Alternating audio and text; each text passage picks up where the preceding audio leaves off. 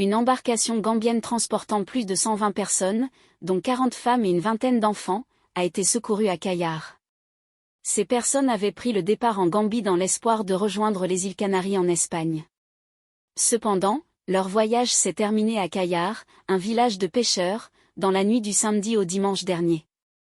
Papali, un passager de la pirogue, a raconté les péripéties de ce voyage mouvementé.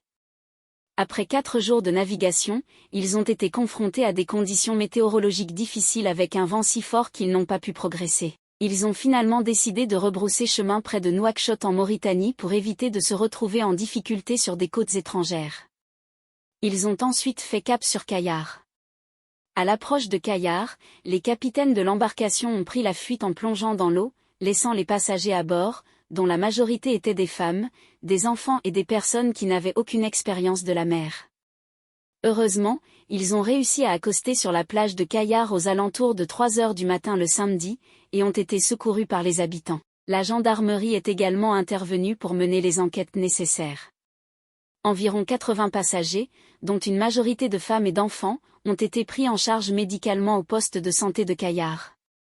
Le comité de pêche de Cayar a également apporté son soutien en fournissant de la nourriture et en mettant un bus à disposition pour rapatrier les Gambiens.